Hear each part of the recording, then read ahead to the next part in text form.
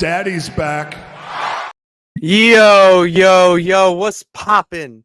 All my peeps, it is I, your host with the most, Renaissance man, who always thinks he can, and your champion of the peeps, Patty Pitts, back in the yard of streams for the first time in a while for another edition of the Raw Rewind, presented to you by Pitts and Sara's Wrestling Show, where we take no nights off. It's not just me, Patty P, here in the Yard of Streams. I'm joined, as always, by the best of the West you can't forget about, Sara Marshall. What's popping, girl? Hey, yo. Hello. Hey, yo. How Hello. we doing? Long time no see. Since we spent a week in Sin City for wrestling's biggest and greatest show of all shows, of WrestleMania. What a time it was. Holy shit. And not only that, I was on the West Coast for 12 days. I came home, obviously, and worked. And on Sunday, I had an after shower for the bachelor party that I went on. And my friends were like, dude, it felt like you were gone for a month. And it's just like, yeah, I that's what we did. Like, it was insane. It was a big trip. So I didn't have anyone feel like that. So my parents did say they missed me more than they thought. It was nice. that's nice. It was nice. No to one hear. told me they missed me. So story of my life. That's tough. Yeah. Sarah. I feel like we have some people here that definitely missed you. So have no fear. Okay. Okay. And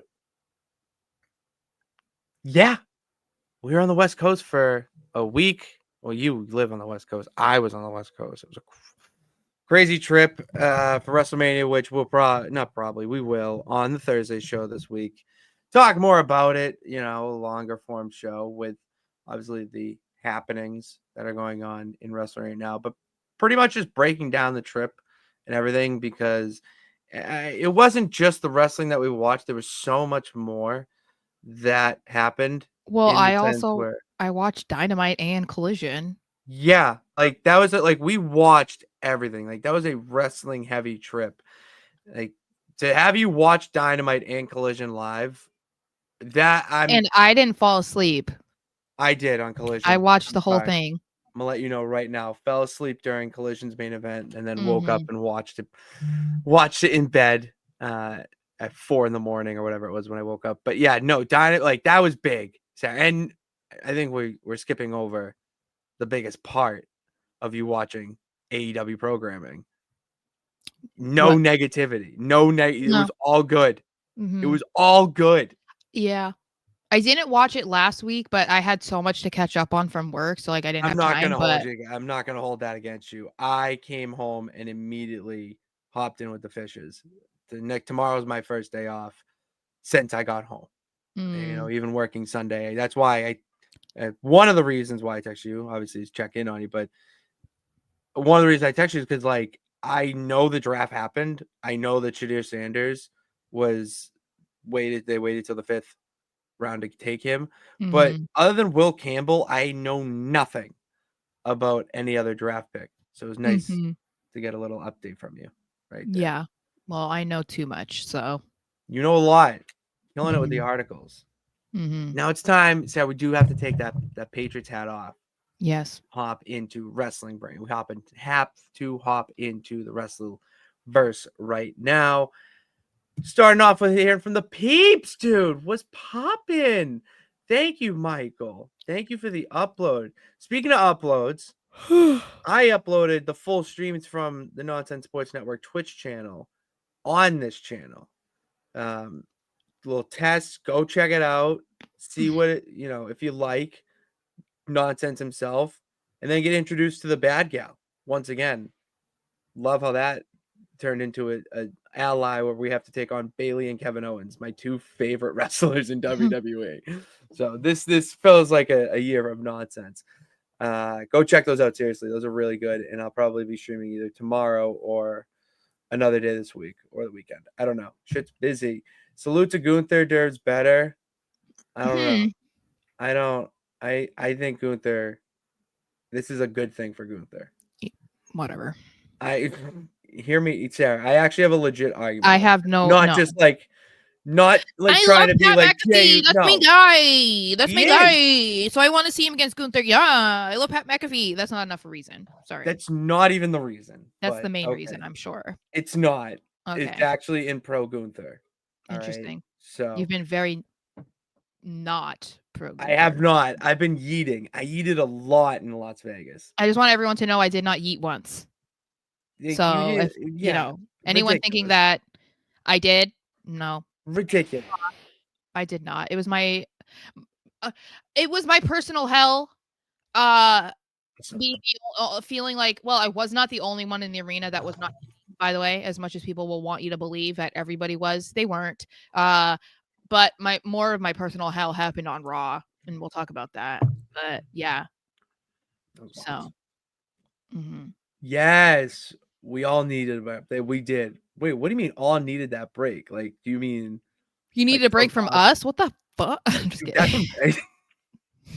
What the fuck, Bernard? Sup, bro? Square up. Fuck out of here, dude. Square up.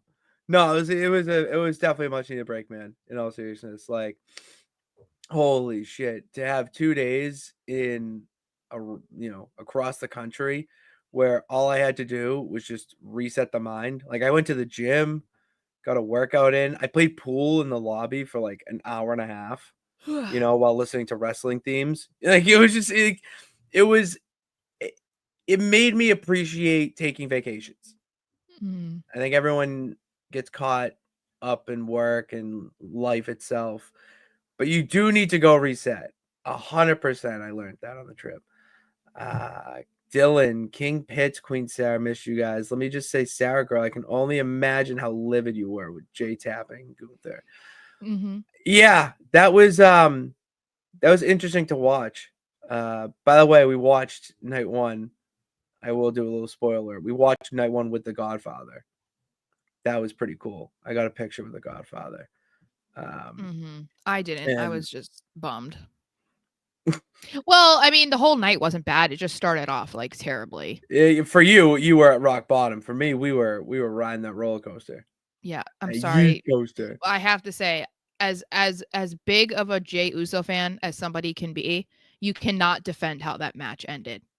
Oh, 100%. You should have. There's not a legitimate reason I didn't like that anyone could come up with to tell me that how that match ended was right. Doesn't matter. Like, I knew Jey Uso was gonna win, but the way that he won, absolutely fucking not. There's just like, no.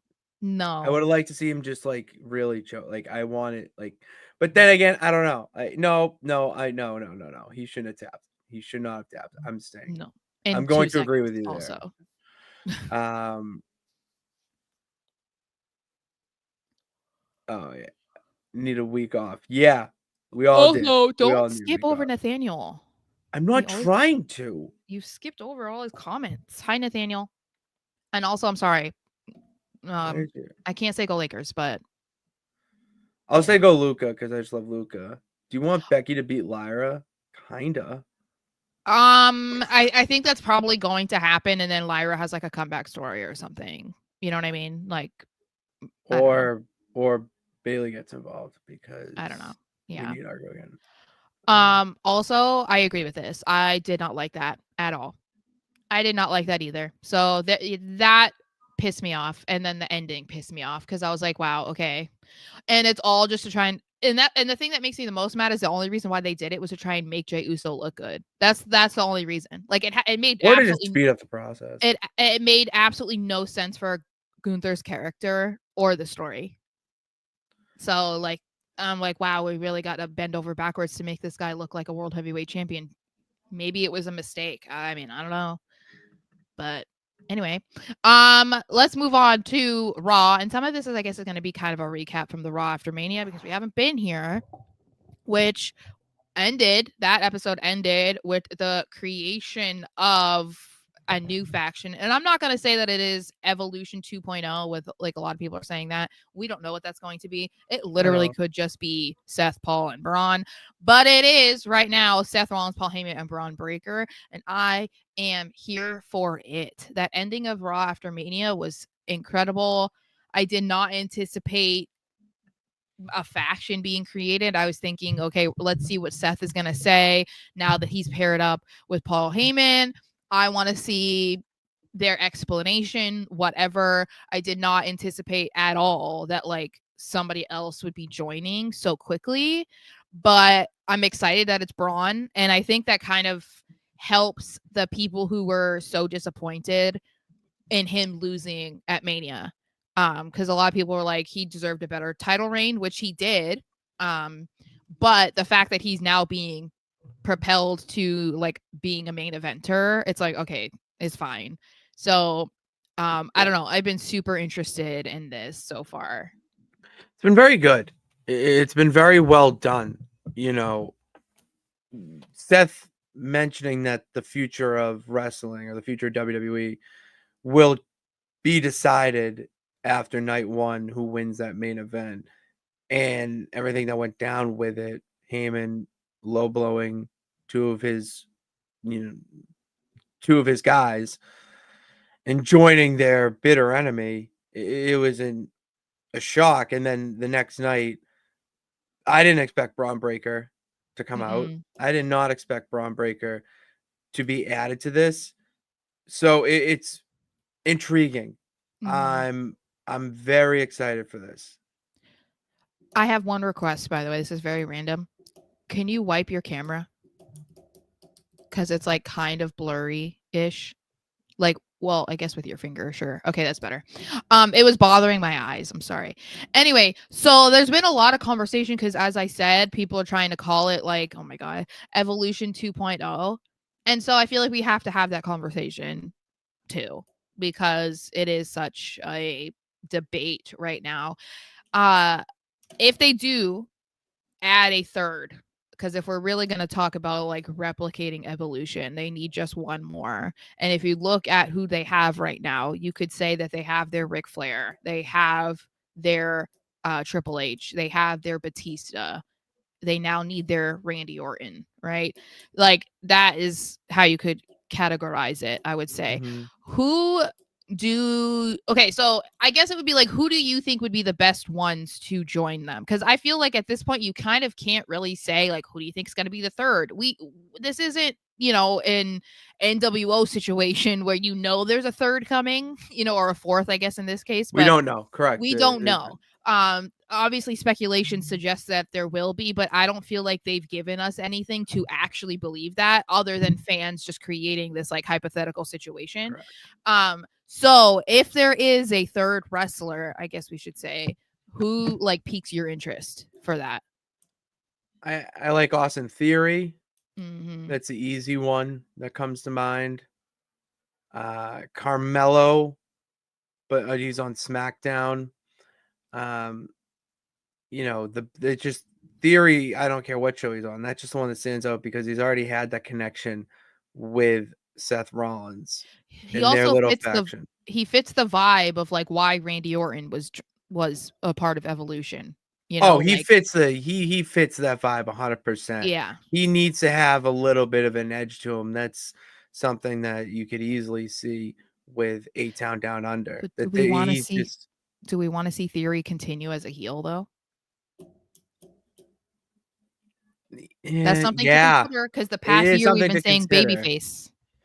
I know, but Theory, like he can be both. I don't know. I know because then by that logic, Grayson Waller, No, I know, right? he doesn't fit the vibe at all. But kind of because And it's hard because it's loudmouth like, thinks he's better than everybody. yeah, I mean that's why I think people have even mentioned like Ethan Page, because Ethan he Page fits would that be vibe. However, I it's so hard because you kind of don't really know what the direction of this group is, and we're only comparing it to Evolution because people were like, oh my god, it's like a modern day Evolution, and I don't know that I necessarily see that, but I can I see don't either. why I guess there's comparisons You know what I slightly. see from this? What? I see more of a I see more of an NWO DX like larger faction, like bigger group. Not that type of vibe. I don't want to. I say No, that in the sense that there were more than three more than members. just 3 or 4 is what you're saying. Correct. You know, See, I have a sense where this could be something like if we want to just go comparisons. You know, like mhm, the corporation mhm, during the Attitude Era, where you had people in that alliance faction from all different avenues of the division of the roster. You know, mhm, from one tag division, women in there. You had non wrestlers in there that were just personalities, managers. mhm. It was a little bit of everything. I think would be a good thing to have with Netflix going with Raw and Netflix. And before I have to try to remember my other point, but people mentioned a woman. Like, what about Becky Lynch? That's literally I made a TikTok I about it. don't so like I don't hate it, but I don't love it. I would love for her to be like a Paul Heyman girl, but I also don't love it just because it's like, oh, she's attached to this simply because of Seth Rollins. And so like that's why I don't love it. Cause it's like we kind of need to get past this point of like pairing together real life couples. Like it doesn't have to happen. But it doesn't. But Um it makes too much sense. They could be may- married or bitter maybe. enemies. I think we also have to Just see make what they're trying to do with Becky because right now I don't feel like it makes sense for her to be over there. But we have to see more from what she's doing with Lyra and whatever. But I also feel like when we're considering a potential third wrestler, it's like Seth right now is not somebody who needs a mouthpiece and Paul Heyman as much as like Brock Lesnar did or Roman Reigns did. So like obviously he's been with CM Punk who didn't need that help either, but we kind of already have like okay, we have a talker in Paul Heyman and we have a talker in Seth Rollins. We don't have a bad talker per se in Braun Breaker, but it makes you wonder, are they going to bring in somebody else that kind of needs to be represented in that way? Would that be somebody? Because then it feels like then that's not Ethan Page. You know what I mean? Like we don't if they're gonna bring somebody in that kind of feels like they're young and they need to develop more similar to Braun Breaker, I would assume that they won't be like a well-rounded superstar yet. Because that's kind of like what they were doing with Batista and Randy. That was like a big factor in why they were brought in younger. because they were That's like why the it could be young an gun. NXT person. It could They could be. shock the system, and it could be an NXT person. And you know what? I wouldn't hate them not doing anything. It could just be the 3 of them right now. I feel I'm like it should totally just be fine with it. organic and have to make sense. I don't want I feel like trying to guess or, like, force them into this situation is kind of silly. But, Yeah, I don't. I want to be entertained and yeah. not be predicting it. Oh, you're not entertained? Oh my god. Can you imagine? I became we've been joking about me being a Lexis King stan, No, but it's, like, official now. in the words of Adam Pearce, it is official. It's official. That's my guy. Because of WrestleMania, basically, because he like was meeting fans and he was really cool to everybody. I didn't meet him, but I just watched. And then also I had tweeted about him. Didn't even tag him, so he searches his own name and he retweeted me. And so I was like, oh my god, we love Lexus King. He also was against Harlem Lewis, so like everyone was behind King anyway. So it was like, cool, okay, I'm a Lexus King stan. Like, Harlem Lewis haunts my dreams still. no, I know, dude would That not man leave us alone. followed us. Yeah, he made a child cry and then he like wouldn't leave us alone. It was like Hot. That like may be one of my favorite moments of the whole that trip. poor kid did not realize that he was in Oh, character. it He was was like so throwing up the funny. middle finger and was like, "You suck," and then he was mad that Harlem responded. I'm like, like, has your dad not taught you yet that like you can't just go up to people and do that and expect no response? Like, I mean, I felt for him because he was like sobbing, but like, Oh my god, but it was just such great heel work. It was awesome. It's yeah, fucking it incredible. was bad. I'm just trying to see if we missed anything. Stand and Deliver was awesome, Dylan. We were there. Um, Again, Gunther does not suck, Jay, no matter how much you say it. go Um, the The Yeah, ring see, general. even Tom is talking about Ethan Page. Tom, So man. yeah. I don't know. We'll see. I mean, I keep seeing him mentioned, so it's possible. Ooh, Dominic would be. I have not seen a single person mention Dominic. I think they're turning him Liv is babyface going though. away. But I feel like they're turning him babyface. So 100%. um yeah. Oh yeah. Okay. Anyway. Moving on to, I mean, at the beginning of Raw, right? We see the new group, but my God, Sami Zayn. I love Sami Zayn, but bro, I am so over this That's his character. thing. That's I his can't thing. stand it. He's a little So nosy. He's it a just, to little me, nosy. yeah, yeah. But like the thing is it didn't really make any sense for him to be the first person to come out and like call out this new faction. It's like, what is going on here? Why are you here? The only reason it makes Who sense would have is you because he wanted? does this with everybody. He makes everybody's problem his problem. And it's like, go to the back, stay in catering, come out when your friend is out here, or like when you have a match. Like, why are you out here, bro? Who do you want? Who would you have rather? I honestly, I don't know, because I wasn't thinking that was what was going to happen in their first appearance on Raw. Like, I didn't think that was going to be a thing. I thought we were going to deal with maybe more Punk and more Roman. I wasn't like, oh, we're going to have somebody come out and like tell them they suck. Like, I didn't think that was going to happen. So I haven't thought about it. I think I just didn't love the Sammy angle because I'm tired of this version of Sammy. Like, I don't get it. It's like he's been doing this for how many years? Like inserting himself into the bloodline and then becoming that's the issue. And then this whole thing with Cody and this whole thing with Kevin. It's like, my God, bro. Like, go do something That's his else. thing. That's what he does.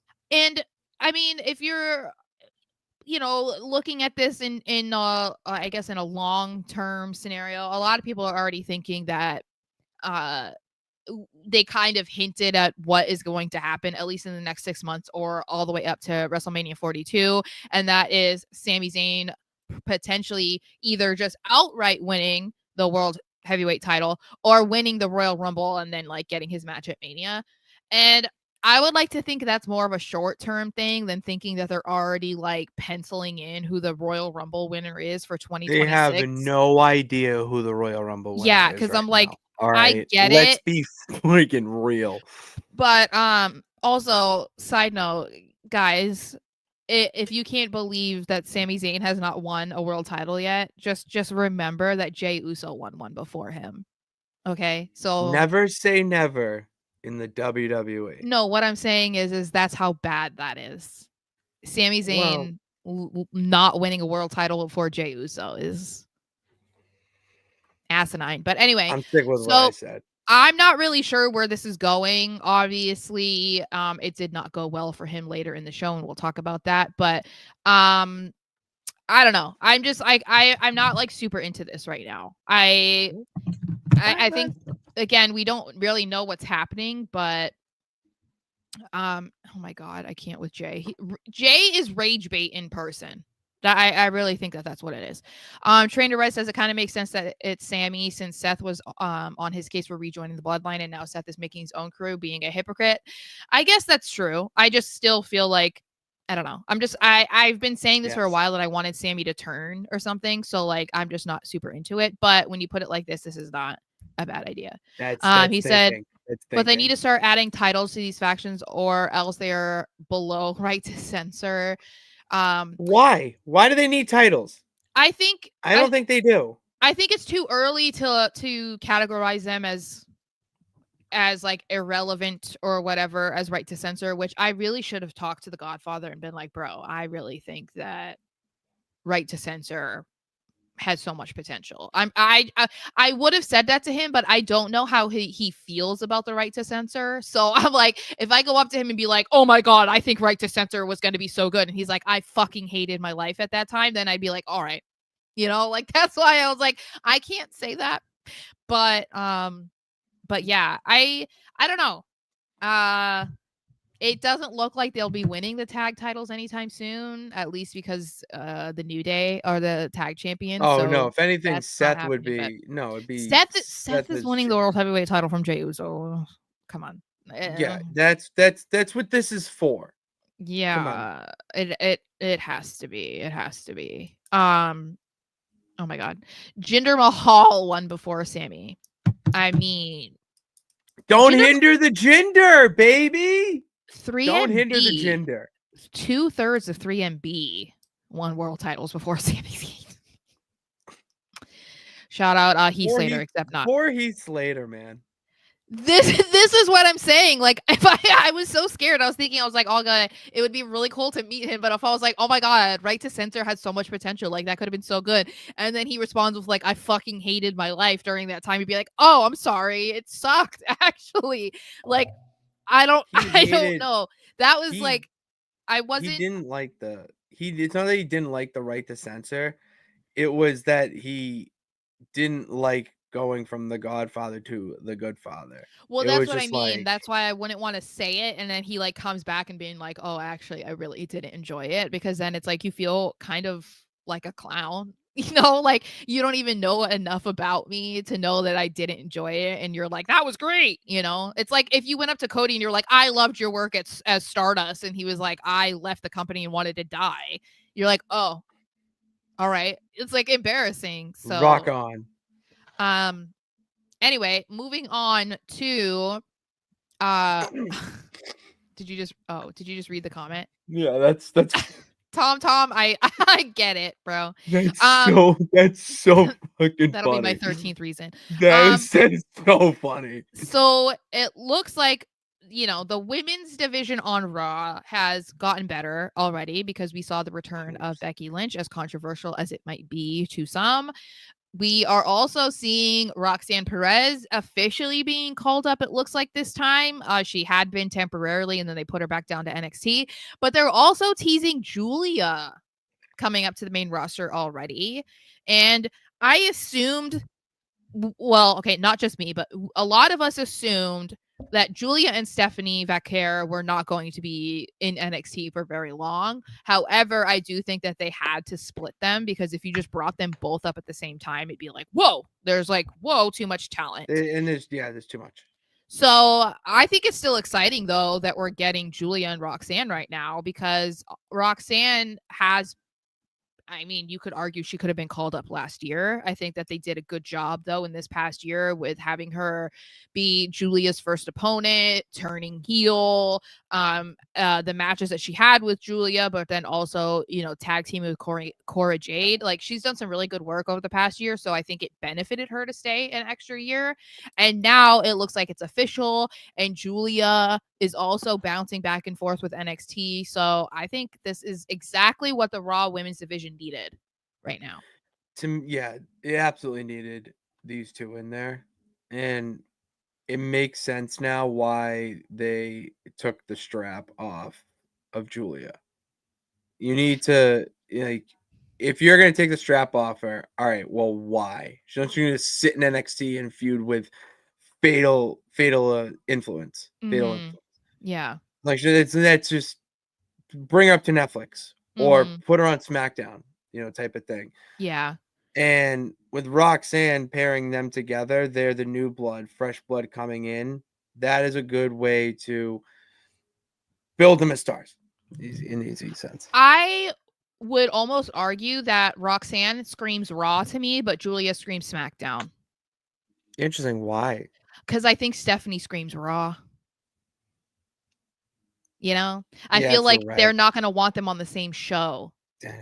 At least not right away. I think that we can revisit this feud with them like down the road.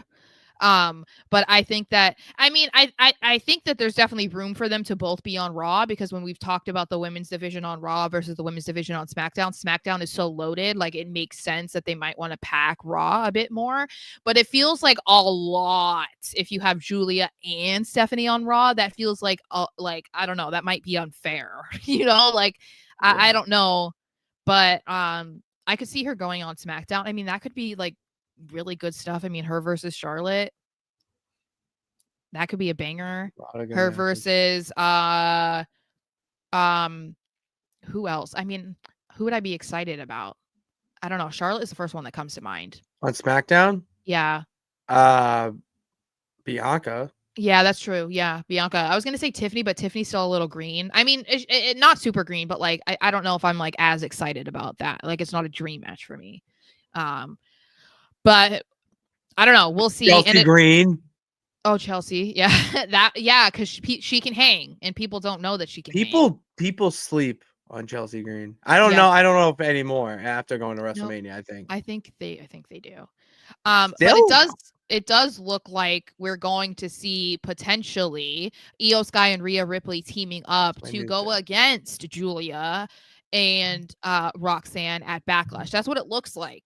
And I'm kind of into it, honestly. I know that a lot of the time Backlash is kind of what the like tying of the loose ends resulting from WrestleMania. So a lot of the time it's going to be rematches for the titles that changed hands. So you could argue, yeah, Io Sky should have a rematch with Rhea or she could have a rematch with Bianca, but I kind of like going in this direction more because I think because of how long we had to deal with the buildup of Io, Rhea, and Bianca, I don't know that many people want to see that again or any more of it. Like as good as that match was, and it was absolutely incredible potential. Like I Five would argue stars. It's a one of 5-star match. one of the best women's matches at Mania ever.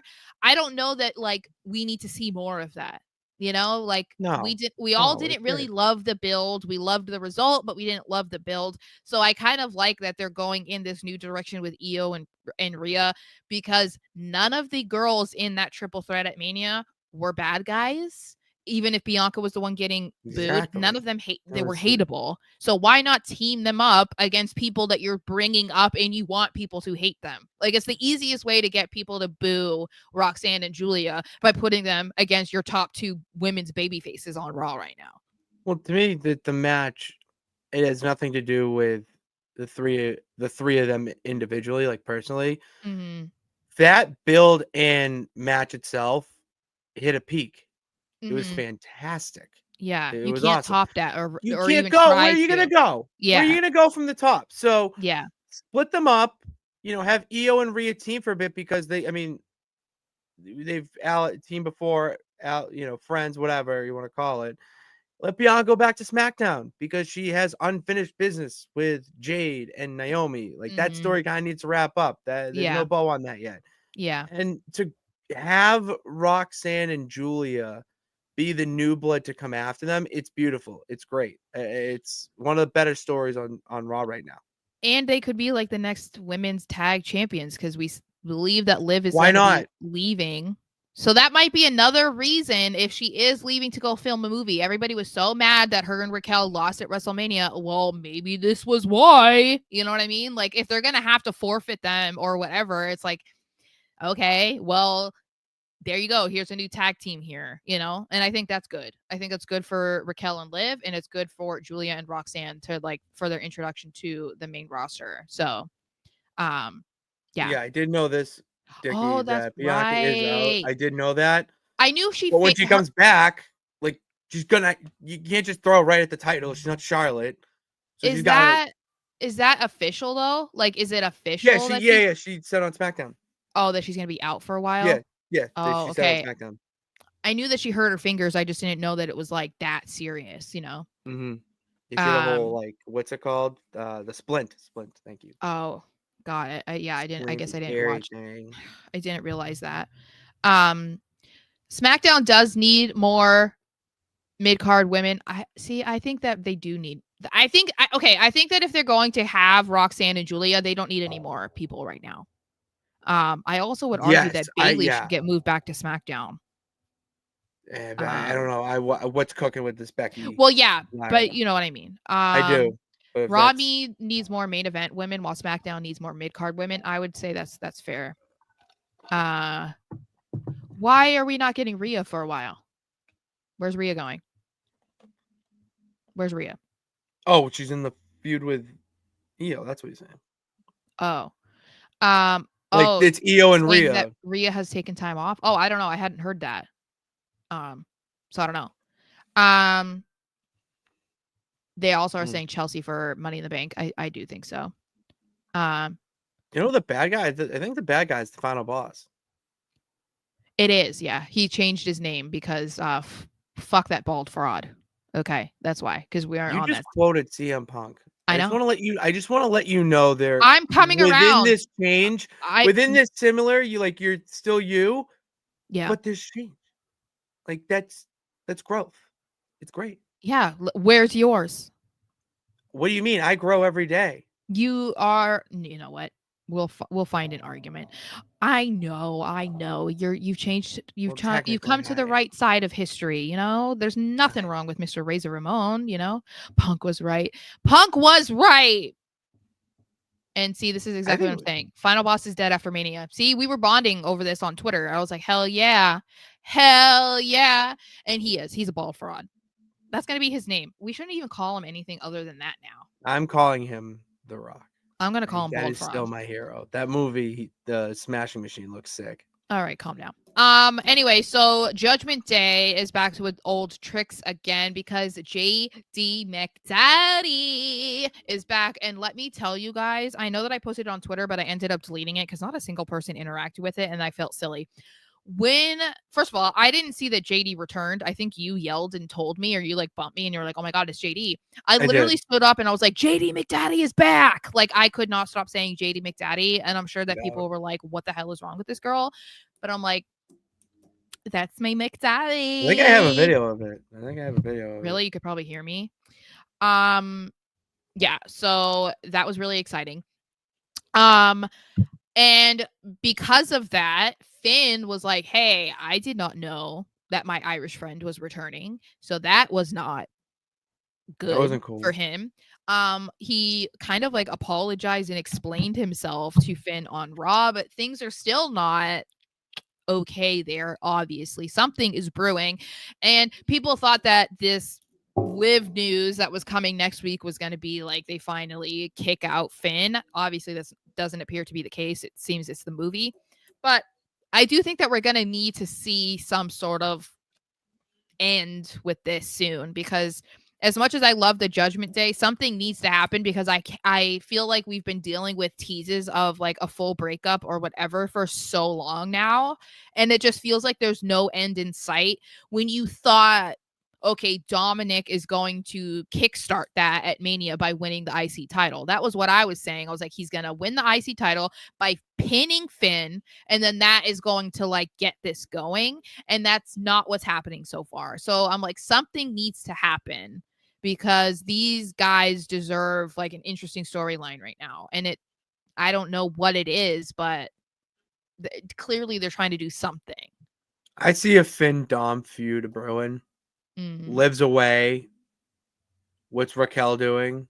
You know, and with Liv being away, Dom being the Intercontinental Champion, Finn, that rage builds up, similar to what happened with Finn tries to steal Liv's man. No, I'm just kidding. That's like, the that's what I feel like. That's what I think is going to like end up happening.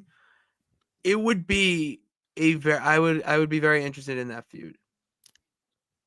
And I think that's probably what's going to come eventually, but that's not what they're teasing right now. So that's why it's like, I don't know what it is, but I feel like whatever happens or whatever their plan is, it needs to start coming to fruition, because they've been teasing this for so long.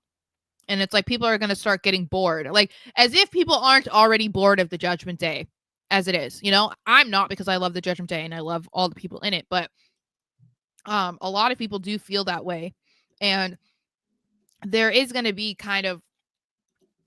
it's going to be kind of problematic to not have Liv on TV. And I don't know how long that's going to be, but it's not great. It's not great timing. Like, as great of an opportunity as it is for her, I'm not taking anything away, but like, it's like her and Dom are kind of running the Judgment Day over the past year. So how they go about that is going to be interesting, because it seemed like a source of a lot of that tension is between Liv and Finn. And without Liv, it's like, okay, what's going to happen? You know, I don't know. Oh my God. I don't know why that woman, like, or the fake woman is like so obsessed with me. What? That's your enemy. I know. It's Lisa. It's that Lisa person. And she just comes in here with a different name and then comes in and like talk shit. And I'm like, you're so obsessed with me though. Like, don't watch if all you're gonna do is come in here and say shit. Like, I don't get it. It's very weird behavior. Right. It seems like, okay, first of all, who's calling Damien daddy? It's certainly not me. You did in the past. No, I said Bamian. Yeah, when he was in Judgment Day. Oh, Damian Priest. Yeah. Damian. Yeah. Yeah. Anyway, so then we move on to the inevitable feud for the World Heavyweight title, because I said that if Jey Uso became the champion, he was going to face off against guys like Logan Paul and Austin Theory and other mid-card guys, because he's not a World Heavyweight champion.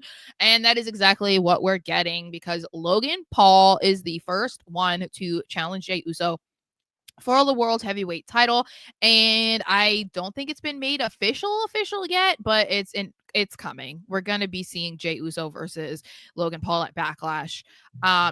Not thrilled about this at all. This is my personal hell. When I said being at Raw and being one of the, however many people in the arena not yeeting was my personal hell. 20,000. No, this is my personal hell. It really is. I'm a fan of it. Of course you are. I like it. I have no issue with it. You need to have Logan Paul doing something. Him and Jay will I like it'll be good, and I don't know. I'm a fan of it. Yeah, There's a reason why. Let me build up.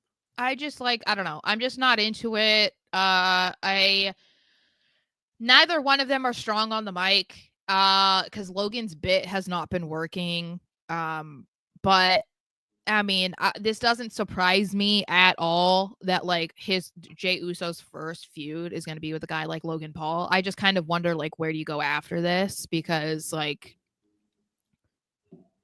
But we see a different side of Jey Uso though from this. What a little side? More aggressive side. We were supposed to see that against Gunther. Did you not see did. that? Okay, yeah, so then continuing. Why That's is he what I'm gonna? saying. But you're comparing Logan Paul to Gunther. No, actually. So why would he need to be more aggressive against Logan Paul? No, it's a continuation of the aggression. Like, we see a different side of Jey Uso, and then you have Logan Paul come in, and Logan Paul thinks, "Oh, I'm gonna beat Yeet. I'm gonna just take the World Heavyweight title from you. You're not a real champ." All this stuff, and Jey was like, "No, I'm actually who I was when I beat Gunther for this title, and I am a different person. I'm not just someone who just yeets and dances and whatnot. Like, I have ruthless aggression." It is though. That is what he does. Correct, but there's more to Jey Uso than that. He's also the right-hand man. Like, there's He's different. Not the right-hand man. No, okay, no, that's not what I meant. I have a counter argument for all yours, because that's what you do to me. So sure, that's what we have a show for. Yeah. Anyway, so we'll have to see how this goes. I'm not thrilled about it, but it's best for business. I don't think so. You give Logan Paul way too much credit. The guy is not bad. Is not bad in the ring. That's not what I'm talking about. You think that people legitimately that are fans of Logan Paul watch wrestling for him? It's not happening. No, that's not. No, it's not it. It's a business. That's what it's. It's nothing there's no Logan Paul fans. They all hate Logan Paul, but that's the reason. No, you said that he brings people in. I'm telling you, he doesn't. Correct. The common like he brings the people who aren't watching wrestling. He puts those people's eyes on the product. Yes, that is a fact. Sorry, I just heard something. This is true. And the unfortunate part is one of them is not supposed to be considered that. They could have solved it by just keeping the title on the best male wrestler in the company, but what do I know? Anyway, moving on to Becky Lynch, who returned for WrestleMania to partner up with Lyra Valkyria. They then went on to win the women's tag team titles against Rhea Ripley, Liv Morgan, and Raquel Rodriguez, only to drop them on the Raw after Mania, which I was completely here for, because I know a lot of people think that was really controversial, but it then made Liv and Raquel the winningest women's tag team ever. And it also gave them like a really, really good match on Raw. So I was like, I'm not, I don't care. It also then set up Becky versus Lyra, which everybody was here for. Yeah, Because as much as people want to call her Becky Hogan, which I'm like, you guys are 100% wrong in thinking that she's it's Becky Hogan. it's Um, 100% wrong. you're 100% wrong. The reason why she's doing this with Lyra is because she believes in Lyra and she wants to put Lyra over. That's why this is happening. And I think so far they're doing like a really good job at Very good job. like and what's crazy is this was kind of like what happened with Cody and Cena on SmackDown, where people were really like cheering Cena more than they were cheering Cody. But when they were once Cody came out with those like heavy insults, he flipped the crowd back into his corner. Oh my god, it was unbelievable to It was watch live and be a magical. part of. It And was really special. and I'm Yes. not saying that this is like the same or anything, but Becky was getting cheered for when she turned on Lyra. And then on Raw this week, she wasn't really getting booed, but people weren't really super in Lyra's corner when she came out, but she flipped them to be onto in on her side. So Mhm.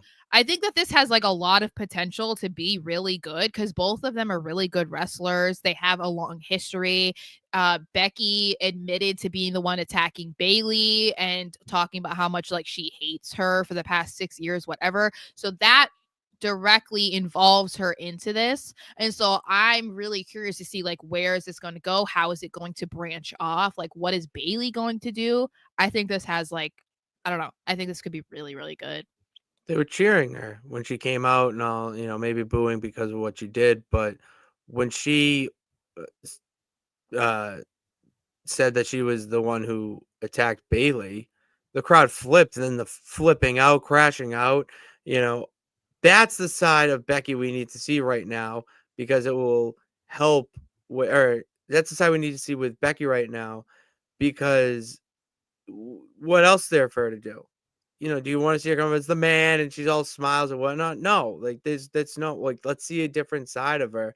And I want to see something with Bailey. Like you I attack Bailey, but what's the reason? Like what's like you've been going at it for 6 years now, as you mentioned. Well, why? Why now of all things? And Lyra, like why'd you attack Bailey so you could team with Lyra? And then once you lose the titles with Lyra, you snap on her type of thing. mhm. When do you like work to get them back or whatnot and like befriend her so you take Lyra? Like there's little details within this that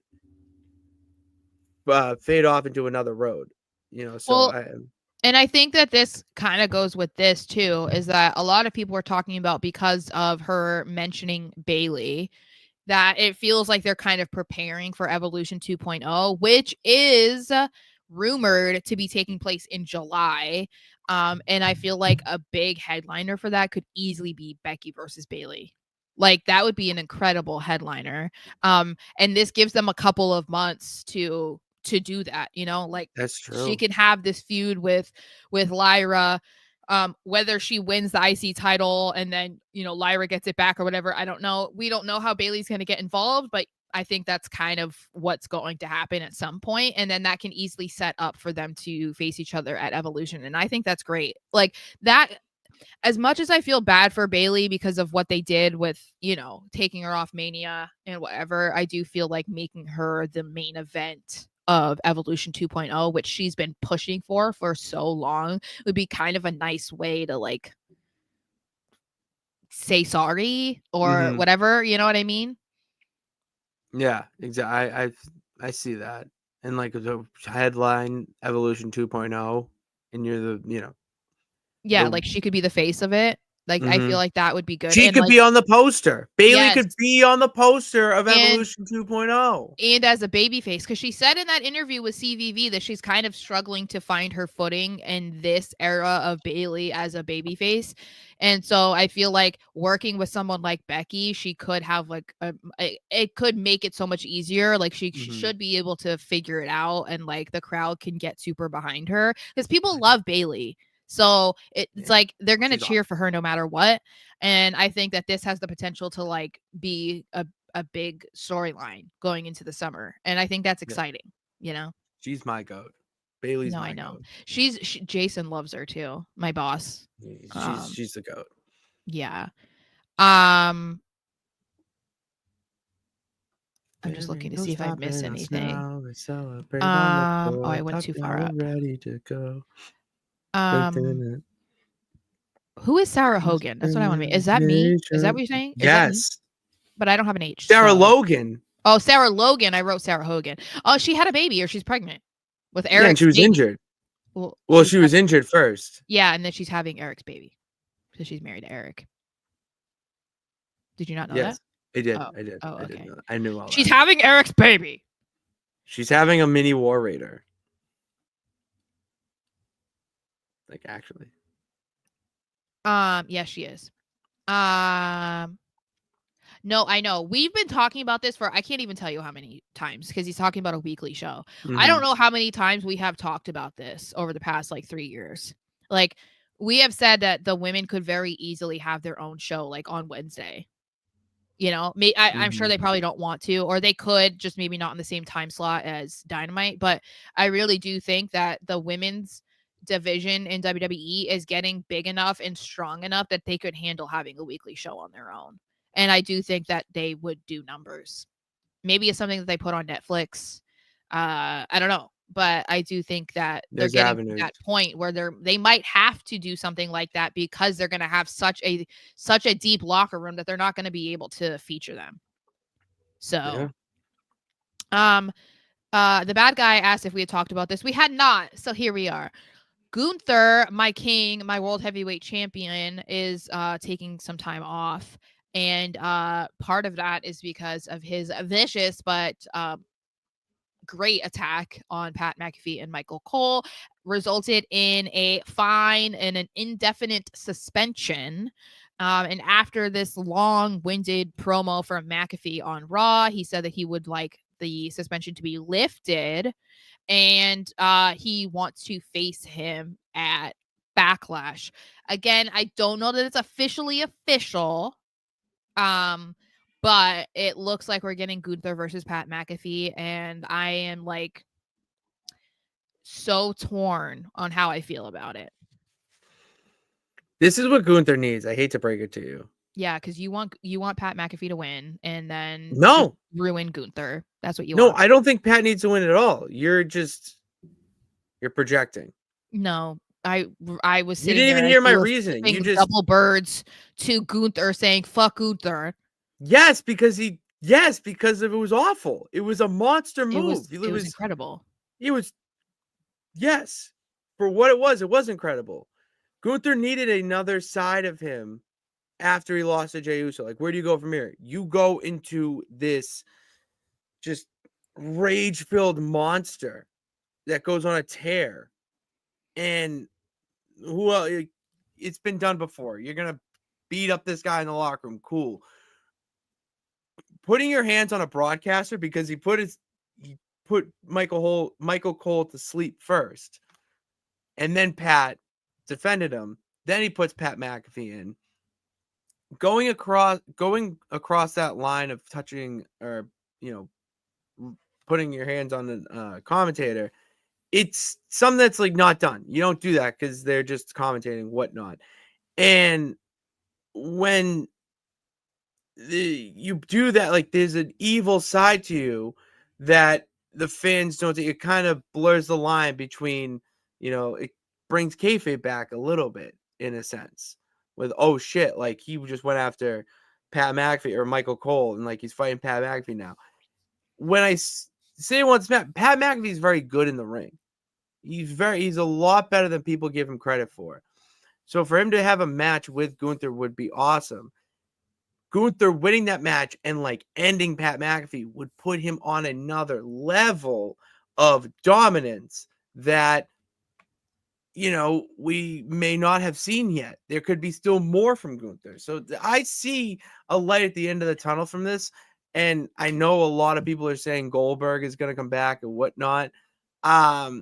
You know, I don't think that's it. I don't know. I'm I not gonna will comment want to on that, but die. I will want to die. that will legitimately be your personal hell. Yeah. Well, first of all, I also don't love this idea that Gunther is going to show his dominance and evil side by taking out a commentator. I'm not really sure No, it's how okay that is a good idea. Because it's like, because oh, it cool, goes. you picked on the weakest guy in the building. That's great. Like, wow, Well, that's so that's the impressive. You point. took out Pat McAfee. Like, That's that's the point, Sarah. that's a bad point because he should be able to It's take out somebody here, else instead. Um, but that's okay. I can't. no, it's just well, because you want to see everything positive, and everything is not positive. So, like, Well, Gunther that's what facing I a think. commentator That's is just a good terrible. thing. Is What do you mean? terrible. It's He going just after McAfee is a good thing, who's a commentator. and gets in the ring too. He's been in a Michael war Cole did games. too. So what's the difference? Yes, but it's the illusion of the commentator to wrestler. That's the whole point. But like, how is anyone feuding with a commentator a good idea? When has that ever been a good idea? Well, He how was also it was done coming off before? the heels of tapping to Jey Uso. Like, yeah, the next step Yeah, that but it's makes not sense is to go against Pat McAfee. because he lost the title. He's like that's it. It does. What were It Pat McAfee and Michael but Cole saying to him before Mania? I think We're that you there. guys They're undefeated. I think We're some of you undefeated guys are Mania. also far too confident in believing that Gunther is going to beat Pat McAfee. I think you're way too confident. I think you're way too pessimistic. They had him cheat against Jey Uso and tap to him in 3 seconds. I think I've been validated. No, Yeah, that's a joke. That's a exactly. It's a fucking one-off. joke. No, that's It's a just a joke. one-off. I still don't love it though because what are we doing? And if it's supposed to be for Goldberg, I'd want to die. I want to die. That is like the absolute worst. And the thing is then Goldberg comes back to beat him unless he's going to be like a real dude. McAfee's Um promo was awesome. his promo was all about himself, first of all. So Yes, yes. okay, I'm not gonna say my opinion anymore because I can't say anything that's negative That's without getting because no. Why? All pushback. right. Why? Why is it a bad thing that he was talking about himself during that promo? It wasn't. It was great. All right. Okay. I would like to hear your thought though, because I don't know. I would like to hear your thought. Um. Oh, I thought it wasn't official because I didn't see a graphic for it yet. He tweeted it out. I don't think I saw it. Um. Anyway, okay. Moving on to the women again, which was Stephanie Vaquer versus Ivy Nile, and I would say that it was surprisingly good. Mostly because Ivy Nile is not like I don't know. It's not that she's bad in the ring, but she hasn't been like tremendous or anything. But they're continuing with having Stephanie on Raw, which is really exciting. And they had her put on a solid match with Ivy. So that was pretty cool for Ivy. I mean, of all the women that they could have chosen to go against Stephanie, I feel like Ivy was not going to be on my list. But No, it was great. It was. I did enjoy this. It gives Ivy that spotlight of actually being in matches and not just behind the scene or behind the American Made. And Stephanie Vaquer seems like she is main roster ready and highlighting her on Raw and whatnot. And it is a nice little uh, bridge between Raw and NXT promotion for NXT. It was a great match. Like you're gonna have someone go up against Stephanie Vaquer, it should be someone who's very good in the ring in Ivy Nile. You know, say what you want about her, but she is decent enough in the ring. She has the background and whatnot to do it. You know, so well, and I think they're not going to want her to go against anyone that's like too legitimate of a competitor because then it's like, oh, is she going to challenge them for like the is this gonna be a NXT rivalry? title or Is she like gonna turn? yeah? So I think that it's like this made more sense than like putting her against like Becky Lynch or somebody like Rhea Ripley or something. Like it wouldn't have made any sense. But I do wonder if this is just kind of either trying to like introduce her to the main roster audience or if they are planning to bring her up, which looks like what they're trying to do with Julia. So we'll have to see, but she would obviously have to drop the title, presumably, before that. Um, Mhm. but it does make you want to pay attention to like what's going on in NXT because we could have Julia and Stephanie up on the main roster already. That would I be mean, wild. it would be because most people assume that they wouldn't be down there very long, but bringing them up at the same time, like only not even, less than a year later, far less than a year later is pretty crazy. It was wild. I wouldn't. Yeah. I wouldn't be mad about it, but it seems a little crazy. Then we move on to AJ Styles after being beaten by Logan Paul, which we're all just going to forget about. Although Karrion Kross does not want you to forget about it, and I don't blame him. Karrion Kross is It killing looks it right now. yeah, Friggin' killing it. welcome aboard, everybody. It looks like he has his eyes on the IC championship since Mr. Daddy Dom has won it. I think he's I'm a definitely big going to be going fan. for the IC title, which kind of looked like that was what he was going to do anyway. It looked like they were going to put him in that multi-man IC title match until they decided to make it a fatal four-way. I thought it was going to be a six-man with AJ Styles and Ludwig Kaiser. That did not happen. But yeah, this is interesting. I think obviously Dom versus AJ could be really good. I just think that they need to have Dom keep the championship for a while. But it looks like they're really trying to go with putting main event guys in the mid card scene because they also have Drew McIntyre going for the US title on SmackDown. I don't love it, but if that's what they got to do for now, then sure, I guess. I didn't hate it. I was shocked. I was shocked by it at first, but with who's champion, I can get behind it. I can be for it. Yeah, And did you know that Drew is only missing one championship to become a Grand Slam champion? I did not as a US title. It is a U.S. title. Sure. I mean, if they can just have him be champion and then bring him, back to being world champion, then that's fine with me because Drew deserves to be a world champion at some point in the near future, preferably this year. But I don't know. So AJ going for the IC title, I think I assume we're going to see that. Maybe not at Backlash. There's also going to be a Saturday night main event, I think, in May. So we might see it something like that. Maybe that's when this happens. I don't know. Because they're also trying to do something with Kaiser, although I have no idea because I have commercials on my Netflix. So I have no idea what Kaiser said in his interview. But I got to start using NordVPN. I was watching on a Cultaholic. It was like, Sarah, I think we should invest in it.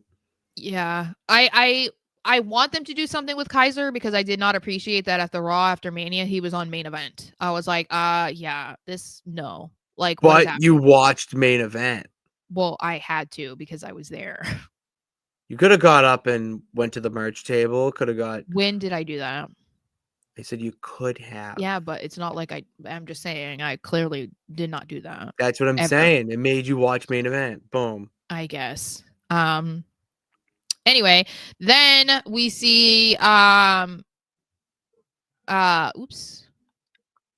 Breaker at the end because Sammy needed to give his answer about whether he was going to be okay with Seth in his new group or if he wasn't. And that is when we got Sammy's clean version of "Go F Yourself" from Cody Rhodes. It was "Go to hell" a few times. Classic Go to Hell. Yeah, and Love then a good Go to Hell. That resulted in Braun Breaker unaliving Sami Zayn on Netflix. It's tough. Yeah, I didn't expect this to be a full blown match. I really didn't. I think it made sense because they Sammy was like, I'm not backing down, I'm not running away. And so it was like, okay, well, they need to kind of prove that by being like, oh, he's not going to be dominated, so he needs to be in a match and then he gets dominated in the match, as opposed to just a beatdown. Because Seth didn't get involved until the very end. So like the final moment. The stomp. That's my king. The curb. I love the curb stomp. That's my king. I love how going off of I love how Sammy's just wrestling in pants. Yeah. He was like, I'm ready for business, y'all. Braun Breaker killed him. That spear outside the ring was devastating. I think that everybody else who does a spear needs to stop doing a spear because Braun Breaker is the best one at it right now. And it's like, the best we spear. already knew that like the Uso spears, not good. Roman Reigns spear, not good. Like they're not as they were already kind of like as it is, but then when you see Braun Breaker doing it, it's like, okay, you guys need to officially like take that out of your like repertoire, because unless you deliver a spear like Braun Breaker, just stop doing it. Who are the other two spears? I will go top 3 spears. In WWE right now, History. No, history. oh well, Goldberg and Edge, right? Or the Gore, you could say Rhino. I'm not Scores. saying that they're my favorite, but I'm saying No, the that, best. Not your favorite. I don't care what your oh favorite. I'm well, saying like what you think is the best. I don't know. I don't So think you're I. saying Goldberg? No, I'm not putting Goldberg in top anything. I I guess would give Rhino his credit. Rhino's Gore is. I would say Rhino and Edge probably, because when Edge was in his prime, he did a really good spear, but like not as much anymore. You know, he's an old man with a fragile neck. So I'm gonna give Goldberg his credit. all right, that's cool. I That can't do spear it. was that spear. That It spear is did hurt. that bald fraud also. See, now you talk about too many bald frauds. Well, it's deserved, you know. But what I did think was interesting about this, because this was technically like the main event, is that Triple H is not getting what he wants from the audience. And a lot of people were talking about it and kind of saying that like the audiences right over the past 2 weeks were smarks. And in a way, yeah, I guess, sure. But I think that we always have to remember that the crowds, around Mania are always different, because it is people from all over the country and all over the world. So it's always going to be like such a weird mix in the audience. So like their reaction is going to be different, because those are people who are like die hard wrestling fans. They're not like, oh, Raw's coming to town, maybe we should just go and like have a fun night and see wrestling live, which is like kind of what they're doing every week for Raw and SmackDown. That's a completely different audience than a WrestleMania audience. I don't know that I would necessarily say the Kansas City audience was still a remnants of the Vegas crowd. I think that maybe Kansas City just like wasn't a very good crowd. So we'll really have to see like how things pan out over the next few weeks, especially. But right now, I don't know how they thought that like Seth Rollins turning heel at Mania and joining forces with Paul Heyman was going to immediately get him booed, or having Braun Breaker join them was going to like be the icing on the cake and be like, we hate these people. Like, it's just not going to happen. And I mean, you can see that fans have been kind of fickle. If you look at like John Cena is supposed to be like the top heel on SmackDown, but people were cheering for him and booing Cody Rhodes. And you feel like, okay, Cody's untouchable. Cody is in that top babyface role where it's like no one's gonna boo him, but they did. And so it's a little bit of like stickiness right now, I would say, with like the Seth and Braun thing, because people do not want to boo them right now, even though people love Sami Zayn. Like they did not give a single fuck that Sami was getting slaughtered out there. Mm-hmm.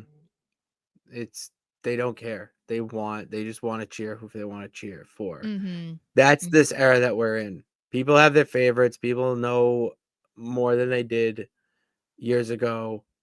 They're going to cheer their favorite, whether they are being an asshole or being a hero. So, well, and I see that is it Trainer Red? Yeah, saying that Stone Cold had the same problem. It really is. It's like like there are only certain people in wrestling where it's like it doesn't matter what they do, like they're probably going to get cheered. But that hasn't been a thing in WWE for, I would say, for a while. Like that's not like no one has been able to replicate what Stone Cold Steve Austin was able to do, obviously. But like the way that he was a tweener basically his entire career because people didn't want to boo him, that has not been something that we've seen in WWE for a really long time. And we might be at that point with like Seth Rollins right now, right? Like, and again, we'll have to see how things go over the next few weeks to see if like, okay, now that the Mania season is kind of done, and now we're going back to just like the normal casual fans, if that's going to bring that back. But it could become a problem and could force them to pivot on something, because if they're not going to get that reaction from them, they want Seth and they want Braun to be hated, and that's not happening. It's kind of like, okay, then what do you do? Because do you go after a Cody Rhodes? Do you go after a CM Punk and CM Punk has to be off TV for like a month? Like, what is it going to take for them to finally be like, okay, no, F these guys. Like, I can boo them now. It's going to be taking the title off of Jey Uso. That's what I feel like it has to be. And this was something that people were talking about too, Endgame, because they were saying it was Sami Zayn and the Endgame of him being the Rumble winner, blah, blah, blah.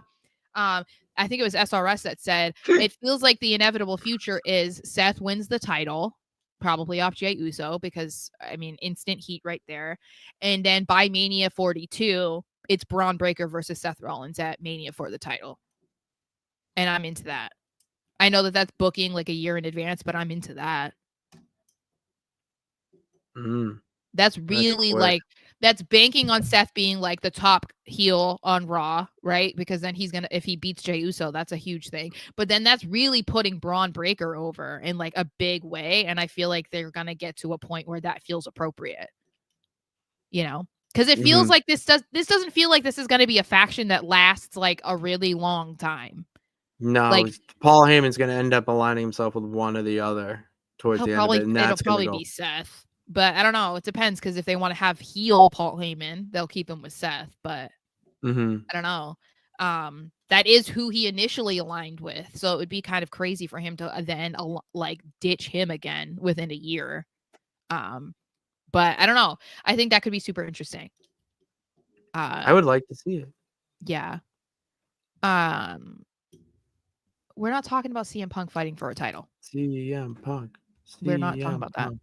CM Punk. I guess, yeah, the Batista Triple H story. I'm sure that's the thing. Everybody is dipping into they're dipping into the evolution stuff, you know. Shawn Michaels literally pulled an angle that he did for Ethan Page at the same arena that he did it. These guys are using same stories from their past. I think they should, though, because I think that you can be somebody who has watched wrestling for the past 25 years, and these are the kinds of things that are not going to hit with everybody immediately. You know what I mean? Like, that's for me, because like I don't have like a fantastic memory for every teeny tiny little thing that has ever happened with wrestling over the past 25 years, because one, I haven't rewatched it, but two, like I went bouts of not watching it for a long time. So, or years, or, you know, not like everyone does. I would pay attention, but like wasn't super active. So like, even if I'm familiar with something, it doesn't automatically click. And so that's why I feel like recycling stories from 20 years ago isn't a bad idea, because we're talking about like, we're at such a hot streak with WWE right now that so many people that are watching currently were not watching 20 years ago. Or you know, the kids, they weren't even alive when that was happening. So it's not going to be something that's going to be immediately called out and been like, oh my God, this is what Triple H and so did. You know, like, I don't know that anyone cares, as long as it's done well and not so blatantly obvious that they're taking it from a storyline from 20 years ago, you know?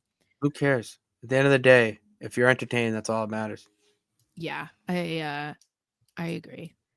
And I do agree with this. I think this is why I've always just been like drawn to the heels. Is like I just they're capable of being able to do so much more, and it's so much more interesting, because there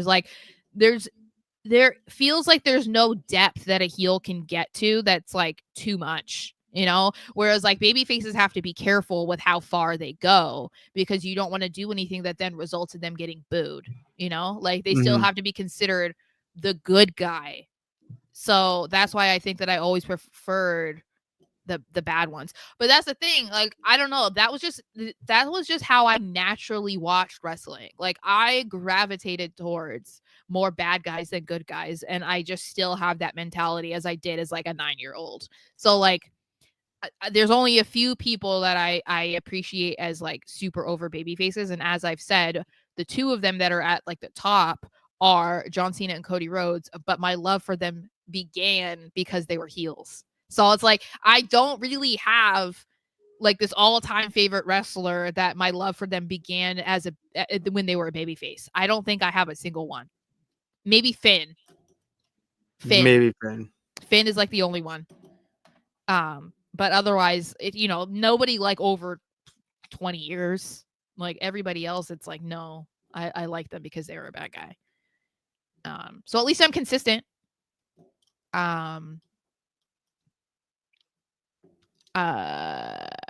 Yeah, I think that's just how it is though, because they're more interesting.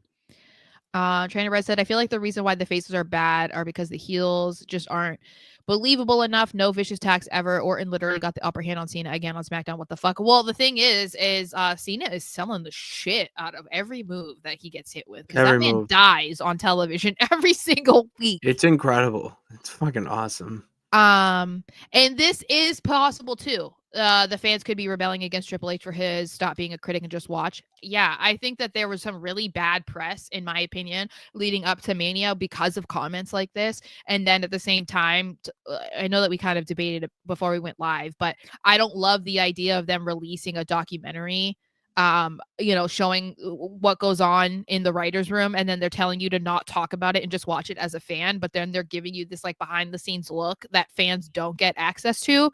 So it's kind of like they're talking out of both sides of their mouth, and it makes it confusing as a fan. And so it's possible, and I think that's more possible with the Mania crowd. I don't know that that's going to like, that's why I'm saying like watch the next couple of weeks and see how those audiences react. And if they're going to react the way that Triple H wants them to react. Mania crowds are so very niche that I would assume that it's not going to translate over like, when they go into the middle of like Mobile, Alabama, that they're going to be doing the same thing, I agree. But anyway, that was Raw. That was Raw, guys. And thank you for being back with us here in the Yard of Streams. We're going to be back on Thursday. Friday. Friday? Yeah, I can't on Thursday. Okay. If that's okay. Yeah, I have a child's concert to go to. Oh, okay. All right. Yeah, my nephew, has his like spring concert. So. All right. We'll be back on Friday then, recapping everything from WrestleMania. Not only the shows themselves, but WWE World, what that was like. What's been going on in the Wrestleverse. Sara watched AEW programming. We definitely need to talk about that. So be ready for a show on Friday and be ready to talk wrestling. Thank you guys. Or before I go, geez, I just try to end the show without promoting us. Subscribe, hit that bell notification to know every time we go live. Follow us on all social media platforms at Patty Pitts and at SMarshXO on Twitter and Instagram at Patty Pitts as well. Follow the No Nights Off TikTok, where we got how many followers now? What? It's great. Let me look. I don't remember. And the YouTube. We're popping off today. 840. There we go. 840. Let's get to 900 by the end of May would be sweet. Let's get to 900 by the end of May. And we're around 2.8. No, that doesn't make sense, right? 2. For subscribers? Yeah, subscribers. 2286. 22.8. I knew there was an 8 in there. So yeah. Help to grow that to 23 and 24 and 2,500 and more and more and more. We like to see that grow. And yeah, that's all I got for you guys. We support this. Yeah, like that's what we're gonna be talking about that. Like $40,000 to see SummerSlam. Yeah, Tom Man, come back on Friday when we're talking all about that, because we'll start a GoFundMe. I actually have worries about that, Sarah. There's something that I can complain about. All right, TKO. It's TKO, not WWE, but who knows? Thank you for tuning in. God bless. Remember that you could do it. All I gotta do is try. See you on Friday.